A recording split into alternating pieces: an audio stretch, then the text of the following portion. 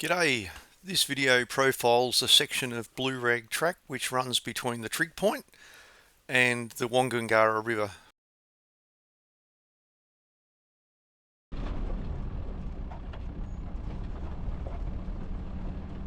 The track essentially follows a ridgeline all the way down.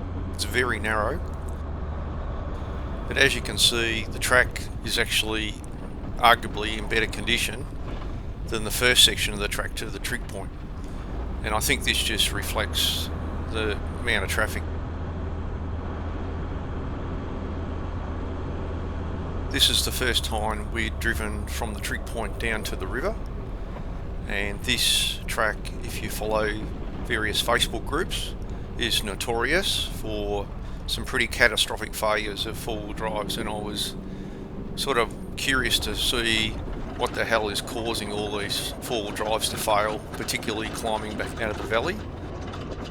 I must apologise for the rattling that's coming from my car. Unfortunately, the winch decided to come a bit loose and I was unaware it was making so much noise.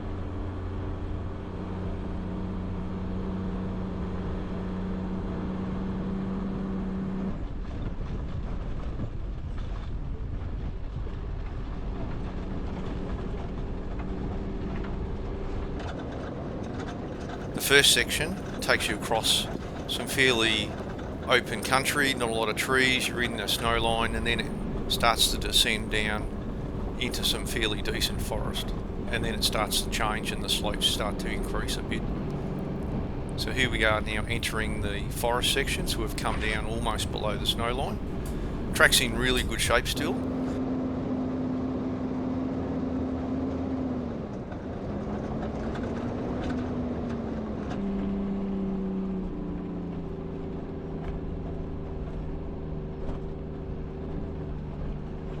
Here's one of the small step-ups that's not too bad going down, but you do need to sort of take a lot of care coming back up it.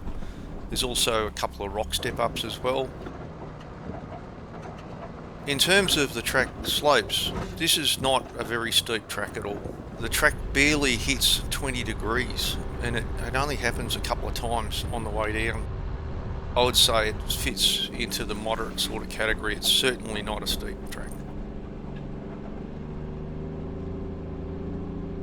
As you descend further down into the valley, the track does get very rough in some sections. There's some quite deep rutting and quite a lot of rocky, gravelly sections that you'd need to be very careful picking your lines over. It's not particularly steep, but it's certainly a very technical type track to negotiate. We did engage our lockers a couple of times as we climbed back out of the valley.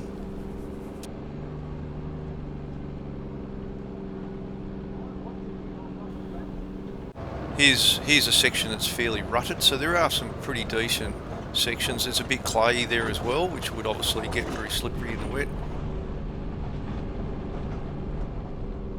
As you descend down, you get into these very narrow enclosed sections of track, which are essentially regrowth following some recent fires. It just gets thicker and thicker. Certainly a lot of pinstriping on the car as you go down, but one thing that struck me was there's very limited opportunities to overtake or pass other vehicles, and certainly once you're into this section you're really committed to go to the bottom because there's not many opportunities to turn a car around.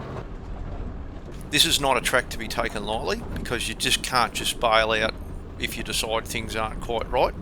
You're in for the ride.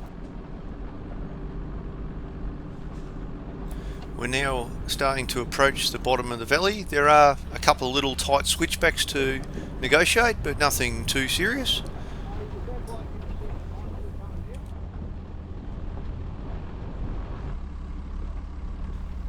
Here we are now down almost at the river. There's a couple of camping areas on the eastern side. Here's the river crossing itself, the Wongungarra.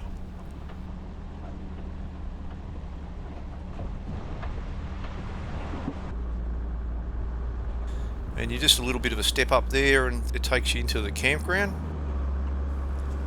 which is actually not too bad. There's quite a fair bit of space down here. So that's the end of the video. I hope you enjoyed it. Catch you out there.